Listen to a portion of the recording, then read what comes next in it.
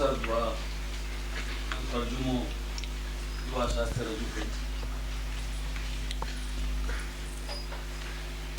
اللهم إني أعوذ بك من نفس لا تشبع ومن قلب لا تخشع ومن علم لا ينفع ومن صلاة لا ترفع ومن دعاء لا يسمع. اللهم ما بنا من نعمة فمنك لا إله إلا أنت أستغفرك وأتوب إليك. پروردگار ہوں تاری پاسے کی پناہ مانگو چھو بچو چھو تو منے بچاؤ اے من تھی اے نفس تھی کہ جے کوئی ریتے سنتوش نہ پامتو. اے نفس انسان ہو کہ جے کوئی ریتے سنتوشا تو نہ ہو ایوا نفس تھی ہوں تاری پاسے کی پناہ مانگو چھو منے ایوا نفس تھی ایوا من تھی بچاؤ جے کہ جے کوئی ریتے سنتوشا تو. ومن قلب لا تخشع اے دل تھی منے بچاؤ کہ جے دل تارا خوف تھی تاری عبادت نے سمجھی نے تاری سامنے نموا تیار نہیں. ومن علم لا ينفع پروردگار ہوں پناہ مانگو چھو تاری پاسے تھی اے گنان انے نالج انے علم تھی کہ جینا تھی کہیں فائدو پہنچ تو نہ ہو. ومن صلاة لا ترفع انے ایوی نماز تھی بچوا مانگو چھو کہ جے نماز تاری بارگاہ سودی پہنچتی نہ ہو اونچی کھاتی نہ ہو آئینج بھٹکاتی. ومن دعاء لا يسمع انے ای دعا جے دعا سانبڑوا منا ہوتی ہوئے مطلب میں تاری بارگاہ سودی پہنچتی نہ ہوئے اے دعا تھی پر ہوں پناہ مانگو چھو کہ ہوں نہ بنے کہ ہوں ایوا من نو مانس مالک تھا ہوں کہ سنتوشا تو نہ ہوئے ایوا دل نو مالک تھا ہوں کہ جے تارا خوف تھی تاری سامنے نموانے جھکوا تیار ہوں اتو منے ایو گنان انے ایو نالج ملے کہ جے آن تھی کوئی فائدو تھوارو نہ ہوئے اتو ہوں ایوی نماز پڑھو کہ جے نماز بلند تھئی نے تاری بارگاہ سے پہنچتی نہ ہوئے اتو ہوں ایوی دعا کروں کہ جے تاری بارگاہ میں سنبھلاتی نہ ہوئے. اللہم ما بنا من نعمت پروردگار جیتلی نعمتوں چھے ایما کوئی شک نتی کہ کوئی پر ایوی نتی کہ جے تارا طرف تھی نہ ہوئے. ما بنا من نعمت کوئی ایوی نعمت ہمارا سوی پہنچتی نتی الا من سوائے کہ تارا طرف تھی. لا الہ الا انت تارا سوائے کوئی پروردگار نتی. استغفرک و اتوب الیک تاری بارگاہ میں ہوں توبہ کرو چھو تاری بارگاہ میں ہوں پاچو آوا مانو. آ دعا اگرچہ دعا چھے وجم میں انیک وار کہیو چھتے آپڑا ائمہ علیہ السلام نا اموک زمانہ و تقیہ نہ ہوتا. تقیہ اٹلے تے وقت کھلی ریتے اسلامی آدیش اسلامی سکشا اہل بیت علیہ السلام طرف تھی تعلیم آتا ماں گھنی جات میں پابندیوں ہوتی کھلم کھلو بولی شکاتون ہوتی تیارے اپنا ائمہ علیہ السلام میں گھنی بابتو دعانا ویشما دعانا لباس ما دعانا گار بڑے گائز میں اندر رجوعات کری چھے جے تھی لوگ کو اے دعا پڑھتا بھی تھا اور ساتھ سے وچار کرتا تھا کہ اے من سنتوشا تو نہ ہوئے اے قلب اے دل کے جے اللہ طرف ڈرتو نہ ہوئے اے علم اے گنان کے جنوں کوئی فائدو نہ ہوئے انے اے نماز کے جے خدا سودی پہنچتی نہ ہوئے انے اے دعا کے جے چاں سنبھڑاتی نہ ہوئے اے وہ موٹی بلا چھے وہ زبردست بلا چھے انے انسان دنیا نی گھنی تکلیفوں نہ موڑ تمی جو سو تو آنے اندر اچھے سا ماتے من سنتوشا تو سا ماتے ماری نماز ایوی نتی کہ جے خدا سودی پہنچے سا ماتے آ دعا سنبھڑاتا نتی ایوی پچھوارے ایک رہاسی آنی محتو چھے کہ جے وچاروانی ضرورت چھے خدا وند کریم آپ نے توفیق آتے انشاءاللہ અને આપણે ઇન્શાઅલ્લાહ જેમ જેમ ડિસ્કશન કરશું અને સબ્જેક્ટ વાઇઝ જ્યારે આવશું ત્યારે આપણે જોશું કે કઈ નમાઝ ખુદા સુધી પહોંચતી નથી, કઈ દુઆ સંભળાતી નથી અને શા માટે. જાહેર છે ઝાલિમની દુઆ સંભળાતી નથી, જેણે જુલમ કર્યો છે એની દુઆ સંભળાતી નથી, એ મતલબમાં અલ્લાહ સુધી પહોંચે. જેના ખભા ઉપર યતીમોનો હક હોય, બેવાનો હક બાકી હોય, જેના ખભા ઉપર જવાબદારીઓ હોય અને એ પૂરી કરેલી હોય, એની દુઆ ત્યાં સુધી પહોંચતી નથી. જે નમાઝમાં મન સાથે ન હોય એ નમાઝ ઊંચી થઈ શકતી નથી.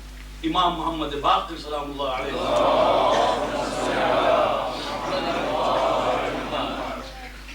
કે એ અલ્લાહના બંદાઓ, અમને ખબર છે કે ઇન્સાનનું મન ચંચળ મન છે. ચંચળ કહેતા ઘણી કોશિશ કરશો કોન્સન્ટ્રેશન માટે, પણ મન ચંચળ છે. એક બાજુ મન ટકતું નથી. એ ખુદાવંદ કરીમ જાણે છે, અમે આ ઇમ્મા પણ જાણીએ છીએ. આજકાલ દુનિયાની અંદર મેડિટેશન, કોન્સન્ટ્રેશન માટેના એક્સરસાઇઝીસ છે. તેમ છતાં પણ એ લોકો સર્વે માને છે કે ઇન્સાનનું મન જે છે એ ચંચળ મન છે, રમતિયાળ મન છે.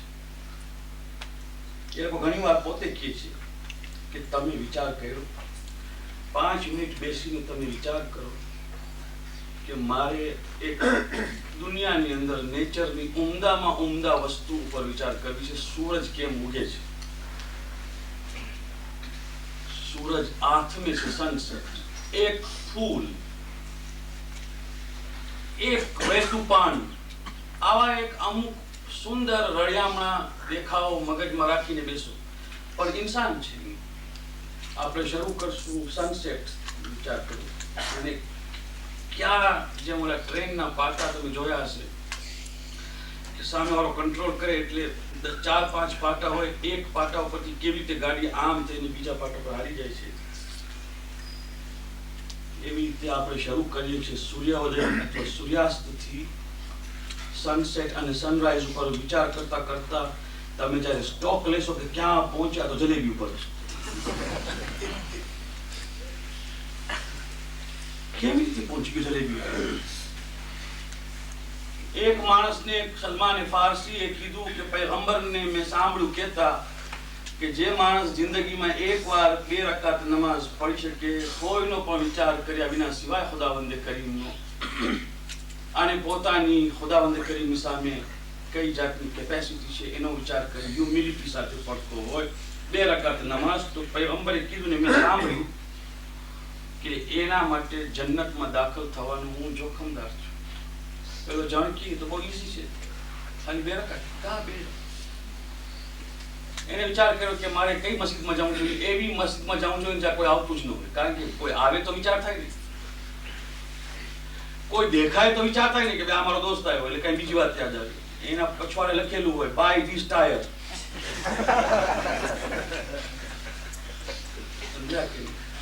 તો વિચાર આવે કે કઈ જાતનું ટાયર હશે, મિચેલિન હશે, ફલાણું હશે.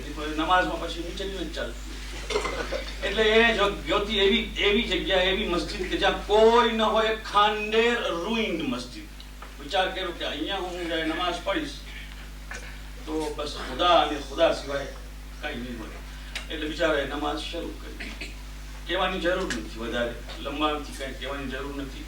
શરૂ કરી અલ્લાહુ અકબર, બિલકુલ ખુશુ ઓ ખુશુ સાથે. પણ જ્યારે અસ્સલામુ અલૈકુમ વરહમતુલ્લાહી વબરકાતુ સુધી પહોંચ્યો ત્યારે એને યાદ આવ્યું કે એ શું વિચાર કરતો હતો કે આ મસ્જિદ જો બનાવવામાં આવે તો આટલો ખર્ચ થાય ને એમાં આવી રીતે ફંડ ફાળા ઉભા થઈ શકે, અને અહીંયા આવી બારી હોય ને અહીંયા વેન્ટિલેશન હોય. અસ્સલામુ અલૈકુમ વરહમતુલ્લાહી વબરકાતુ. અલ્લાહની બારગાહમાં શરૂ થયો, ખુદાની બારગાહમાં પહોંચ્યો ત્યારે મિસ્ત્રી બની ગયો. કેમ થયું? ઇન્સાન પાટા કેમ રાખે છે?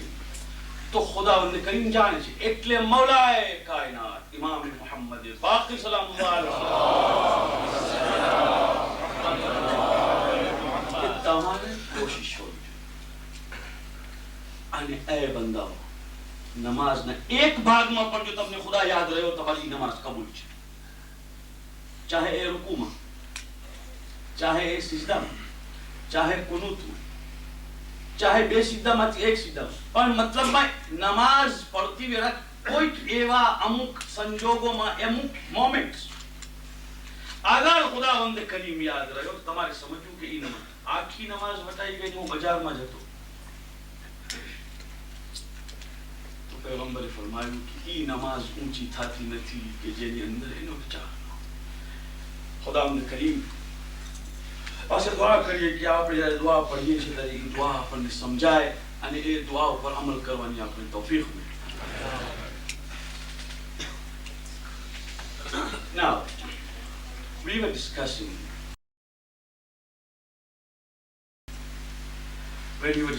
last time about the unity of God. And as I said earlier, that is an absolute unity. And there is no question of it being followed by any number. That means it is not one in a sense that it can be followed by two. Nor is it one in a sense that it can be preceded by zero or even half. And therefore it is an absolute unity. That is why Quran does not say Qul huwallahu wahid, it says Qul huwallahu ahad. Because in Arabic, after wahid there is ithnain, but after ahad there is no ithnain. Now the corollary of such a belief is, the rider, the immediate natural result of it is that Allah does not have any relations, not even the Prophet. No relationship is maintained or tolerated by that concept of Tawheed which we have in Islam. Alhamdulillahi alladhi lam yattakhidh sahibatan wala walad. Praise be to that God who has not taken any as a wife nor as a son. Walam yakul lahu sharikun fil mulk, and he does not have any partner in his domain or kingdom. وَلَمْ يَكُنْ لَهُ شَرِيكٌ. It's an absolute unity. And when this surah of Ikhlas was revealed, that is Qul Huwallahu Ahad, which we read so often, at least 40 religions which existed at the time of the Prophet found the answer to their beliefs and objections, because it refuted not one or two, it refuted many of them. And absolute unity was then proclaimed. I remember when in those earlier days, Muhammad Ali Jinnah, Qaid-e-Azam, was fighting for the establishment of Pakistan, carving out a piece of land on the basis of Islam from the subcontinent of India. He was once asked as to why do you insist upon a separate state, and he said, because we believe in one God. So, Dr. Radhakrishnan, who was the famous philosopher, and we do acknowledge as far as his philosophical talent was concerned, we don't say that he was not a thinker, he was. Dr. Radhakrishnan, who then became president of India, answered, he said, even we believe in one God. Even we Hindus believe in one.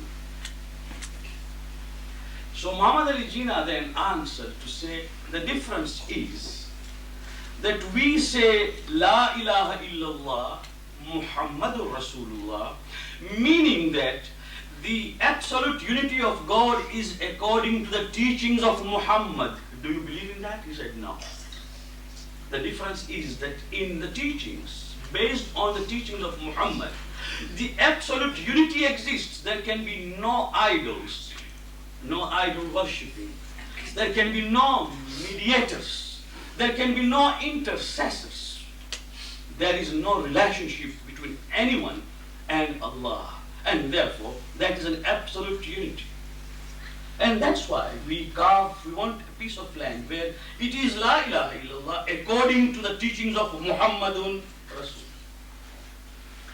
And therefore, the corollary is this: since he has no relations, therefore he is absolutely just.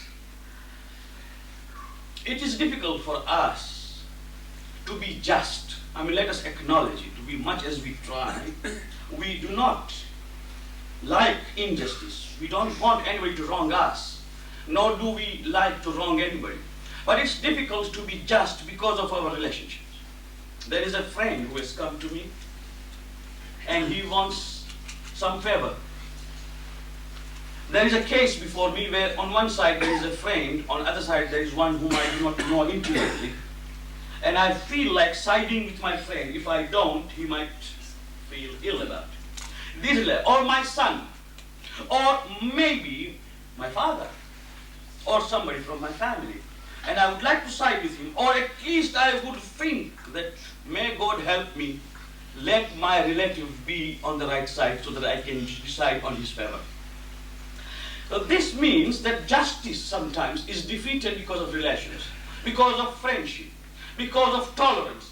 But here, there is an absolute unity and there is no relation. And therefore the question of injustice does not arise. Because in his eyes, there is no difference. Imam Ali alayhi salam, our first Imam, when he was in Kufa as a Khalifa at that time, one gentleman came from Sham and he was Imam's personal guest. He came to Imam and he asked him to accept him as his guest. Imam said, Bismillah, you are my guest. For 3 days, Imam Ali did not ask him why he had come, because it's against all norms of decency to ask your guest the moment he arrives as to what have you come for. And in Islam, it is the ethics of Islam, the moral of Islam is that for 3 days, don't ask your guest as to why he has come. After 3 days, you may start by asking him whether there is any service that he would like to have from you. So after 3 days, Imam asked him, say, brother, you have come here. Maybe there is something for which I can be helpful. And he said, yes, Mawla, I have come here, I have a case. There is someone who owes me money and is not paying me. And I have come here so that you be our arbitrator. And Imam said, if that is the work, I'm sorry. Because you are my guest. And therefore I would always feel as a human being to side with my guest. You first go away. Go back to your place. When you come next, don't be my guest. And be a neutral person. And therefore I can at that time judge the issue. But don't let me judge the issue while you are my guest. Because this is a human weakness towards which Imam Ali salam had drawn our attention. Not that Imam could not have acted justly, but these are the ethics and lessons which Islam gives us. As far as Allah is concerned, there is no question of being unjust or unjust. But there are certain things which I would like to place in the right position before we discuss adalat of Allah. And that might take time. We will then discuss adalat next. First thing is that according to Ahlul Bayt, that is Shia school of thought, a man or a woman, a humankind, is a free agent. Remember that. What we do is of our own will, and there is no compulsion from Allah. It is known as the doctrine of free will. Sahibul irada, a person acts not by any compulsion, but he acts as a free agent. Now, this is something very important, because other Muslims believe that whatever we do is by Allah's compulsion, by His directive. It was predestined. Umar Khayyam, the famous poet of Iran, has said in one of his couplets that I drink because Allah predestined that I would drink.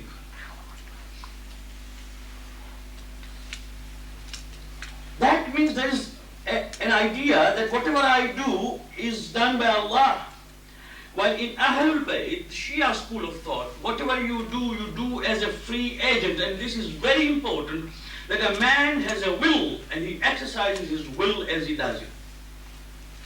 The very famous anecdote that we have in Islamic history is that of Imam Abu Hanifa, one of the great Imams of Ahl Sunnah. He is known as Imam al-A'zam, great Imam. He was a contemporary of Imam Jafar Sadiq. In fact, he was one of his students once upon a time. Once sitting with his disciples, he said that I have studied from Imam Jafar Sadiq, but there are three things which I don't understand and I just can't compromise with of Imam Jafar Sadiq. One, that Imam Jafar Sadiq al-Islam says that a man is a free agent, works on his own will, and is not coerced, compelled by Allah. I can't agree to this. Second thing, Imam Jafar Sadiq al-Islam says that God will never be seen. I can't believe in an existence which cannot be seen. Third thing, he says that Shaitan will burn in fire. Shaitan was made of fire, created of fire. Fire cannot burn in fire. While he was saying this, one of the disciples of Imam Jafar Sadiq al-Islam was there. His name is famous. His name is Bahlul, who apparently, seemingly, ostensibly went around as a madman. That's why people call him Bahlul Diwana. But he was not Diwana, he was Bahlul Dana. Dana means sane. What he did was, he just picked a clod of clay, mud, and threw it at Abu Hanifa. And it struck him here. Just as it struck him here, Abu Hanifa cried. Naturally, anybody would cry. And the people around Abu Hanifa ran to apprehend Bahlul for having hit him. And Bahlul said, what have I done? I haven't done anything. I have not done anything. Some said, leave him, he is mad, he is insane. Bahlul said, I'm not insane. I'm in my mind, I'm in my right mind. I haven't done anything. Well, we saw you hit. You picked the clod and you hit him. We saw you hit. And you say, I haven't done anything. And Bahlul said, yes, I haven't done anything. Now, Abu Hanifa doesn't believe that. Abu Hanifa believes everything is done by God. So it is God who hit him and not I. It was God who made me pick that clay. It was God who made me lift my arm. It was God who made me hit. I did not hit. And of course, Abu Hanifa is a human being, and God in Quran says he's made of dust. And this clod is made of dust. And he says that it has hurt him. I can't understand how can dust hurt dust when he believes that fire cannot burn in fire. And he says it has pained him. Does that pain exist? If it exists, can it be seen? I can't believe in any pain because Abu Hanifa believes that that which exists must be seen. So just with one clod, he answered his three questions. And Abu Hanifa immediately guessed and he said, aren't you one of those who sit with Imam Jafar Sadiq? The question is, Imam Ali al-Islam has said that if there was no free will, if there was no free agency of human being, there is no meaning to hell and heaven. Because when you go to heaven, you're not going for the rights that you have done, God wanted it. And if you go to hell, you're not being punished for what you have done, God wanted it. The meaning of hell and heaven, the meaning of reward and punishment is immediately dissolved if you do not believe in free will. But there is a rider there. According to Shia school of thought, man is not absolutely independent. There is a limit. Imam Jafar Sadiq al-Islam was asked about this. And he said that La jabra wa la tafweed balil amru bain al-amrayn. It is not absolute free will, nor is it absolute predestination. It is in between the two. To a certain extent, a man is a free will as far as his own acts are concerned. But as far as his death, his rizq, his food, his capacities, his earnings are concerned, there is an overriding hand which guides his destiny. And then the questioner was there. Imam al-Islam told him, can you please lift one leg and stand? And the man lifted his leg conveniently and stood. Imam al-Islam told him, in that very position, while your one foot has been lifted, lift the other. Lift the other. And he said, Mawla, that is not possible. I can't. I have lifted one leg, but in that position, another leg cannot be lifted. So Imam al-Islam said, do you understand? This is free will. Up to this extent. More than that is not your will. It is divided. And therefore, it strikes a balance between the schools of thought that Islam has so far flourished. One is Mu'tazili, one is Ash'ari, all those things which we will leave aside because they don't concern us here. But we believe, according to Ahlul Bayt, that man is a free. But, remember one thing. If I take a matchbox, strike it, and set something on fire,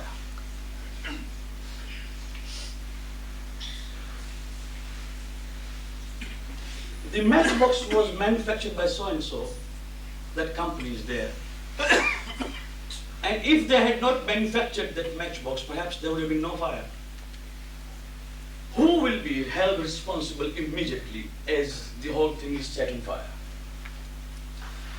The first cause is the person who set it on fire, and the ultimate cause is the matchbox, and therefore further on the manufacturer. In this world, remember, the first cause, the immediate cause is always held responsible. The final cause is never held responsible. If anybody kills someone with a knife, you don't go and apprehend or sue the person who manufactured the knife. What you will do is you will apprehend the person who killed, and therefore you will always see the immediate cause and not the final cause. And here, Ahlul Bayt have answered. When people say, what happens to the child who was born disabled, crippled, blind, deaf and dumb? God created him that way. What has he got to suffer for? What is his fault? Aimma alayhim salam said, and this is right, that you do not have to go for the final cause to blame. You can't incriminate Allah for that. What you will do is you will try to find the immediate cause, and the immediate cause are the parents. When the parents have missed something, when the parents have transmitted something, to which of course the child inherited, and therefore you will blame the parent. That is why the Prophet clearly told his own son-in-law, Imam Ali. I mean, normally you don't expect father-in-law to talk about these matters to his own son-in-law. But here Payghambar talked to Imam Ali and said, here are the ethics of how you should remain and treat your wife. In what days you should not go near your wife. In what condition you must not have cohabitation. All these things, and after everything that he told his son-in-law, Imam Ali, he gave the reason. He said, if you do it this way, the child will suffer from this disease. And if you do it that way, the child will suffer from that disease. And he said it openly, that if you marry your immediate first cousin, you will produce children who will be sufferers of various disabilities. And if that's why the Prophet said, marry from other families, so that the beauty, the attributes, the qualities of those families and your own mix together to produce a generation which is highly capable and a good and happy blend. He said it. What he said was that marry from a productive family. Find out that the women in that family produce children or not. Don't go for family planning that way, that we would like to marry in that family which produces no children. Find out the productivity and fertility of that family. Of course, with many other factors, but to marry. Marry outside, so that you may have a happy blend from the other families. And of course, these things we always thought they were taboo. People came and said, Mulla Sahib, I am a kitab ki Haji Ghulam Nabi Dhandho che. But Haji Ghulam Ali Haji Ismail wrote a book 60 years ago. He never concocted it. He did not invent it. He was a very pious man. In fact, this community will ever remain grateful and indebted to Allama Haji Ghulam Ali Haji Ismail for the work that he started. You can't forget him unless we are ungrateful people.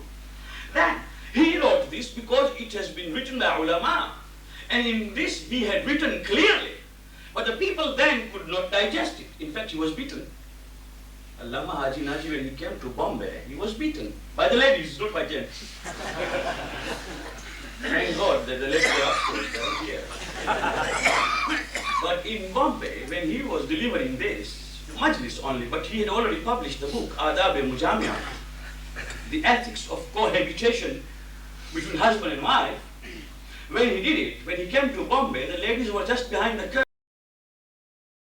They pulled down the curtain. And they gave him a good hiding, the old man.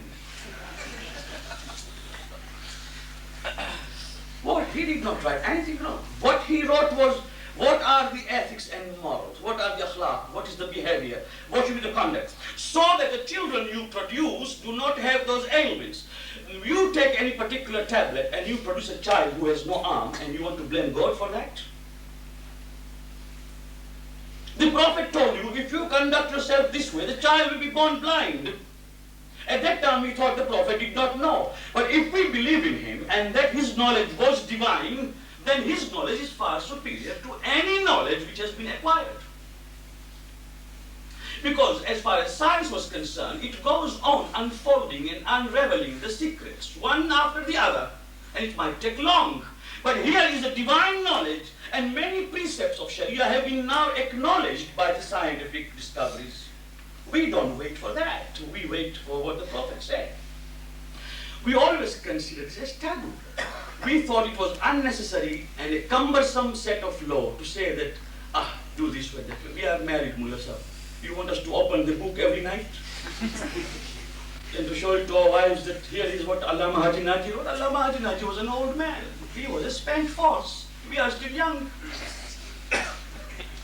But we don't understand. Now, these are the things. For that, we must understand that we do not place any responsibility on the immediate cause, on the final cause, but on the immediate cause. That is it. And therefore, when we say anything in this world that happens, like the recent event, the very tragic event of starvation in Ethiopia, millions of people will die of hunger, or any visitation of nature, like a tornado, a cyclone, or things like that which happen, and millions, a multitude of people die.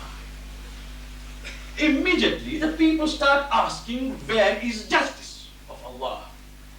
The people, the man who does not know what exists behind this wall. You are sitting just opposite me. I just do not know what is in your mind.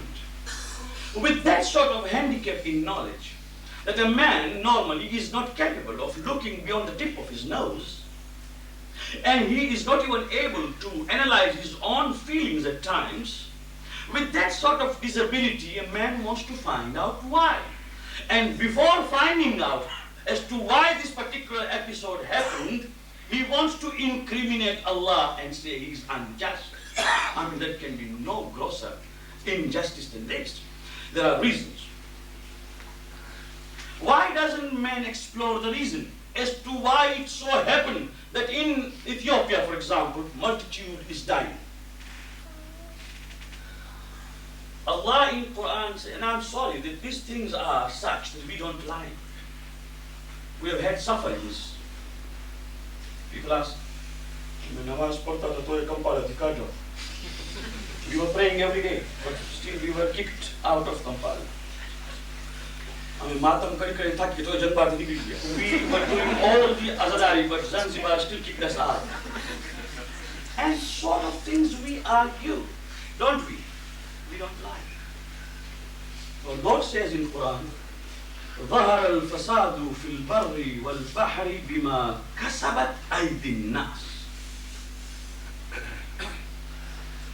In this whole world, on the seas and on earth, fasad, unrest, whatever you call it, occurred because of the earning of the human beings themselves.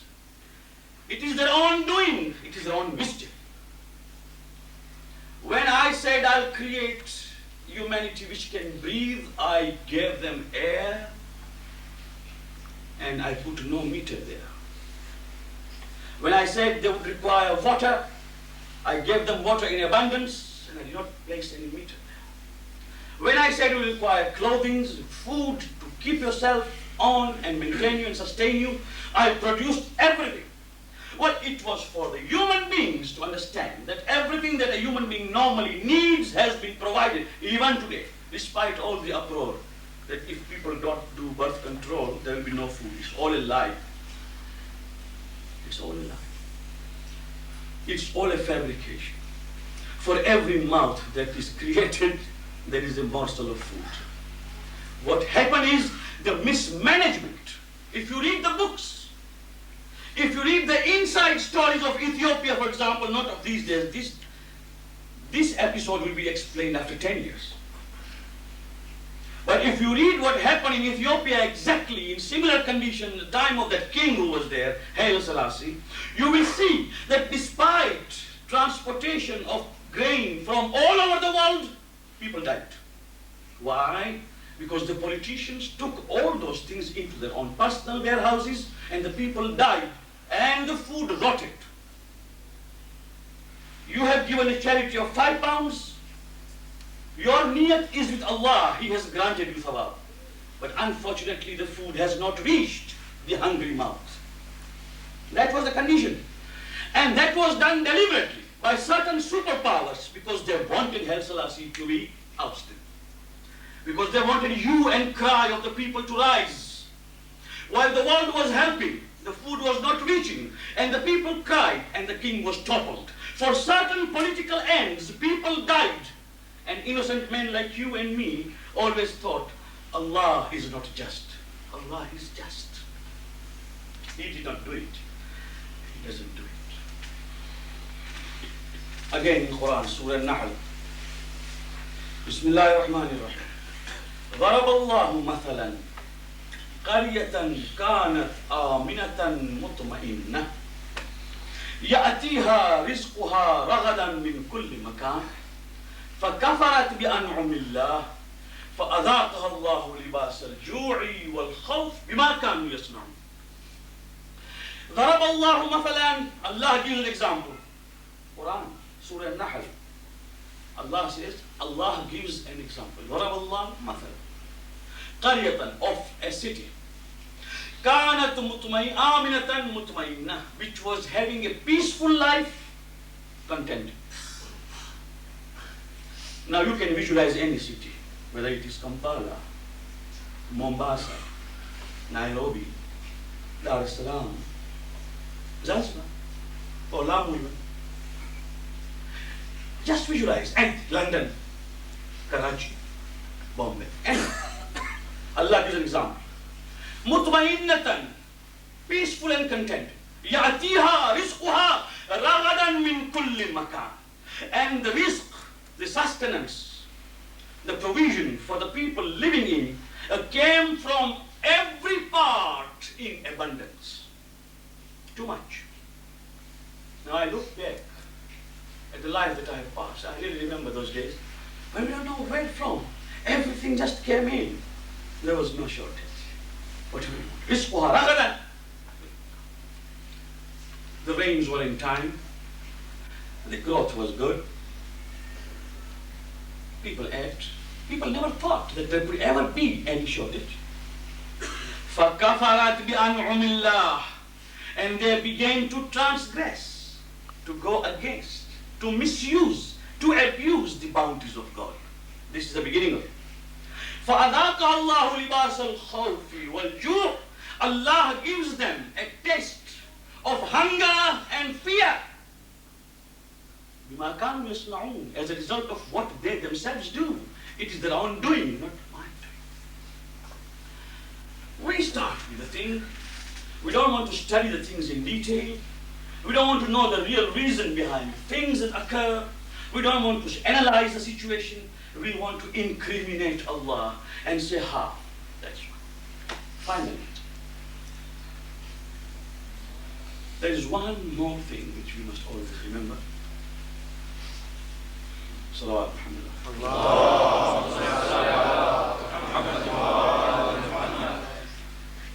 We talk of equality and discrimination. Allah created someone black and someone brown and someone white and then short and tall and difference in stature, and people made jokes out of it. Allah created people white and black. There's no joke about it. It is His design. The difference is that none is inferior to other because of that texture or that color. Nor is anyone superior to other because of that color. If it had been so, the Prophet of Islam would not have told Bilal, who was black from head to toe. He had that flat nose. He was black.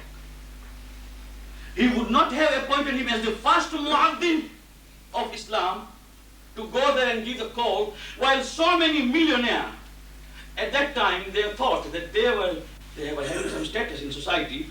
They would be the first to go proudly call people for namaz. I mean, in those days, to give adhan was a matter of pride, not like today we tell children to do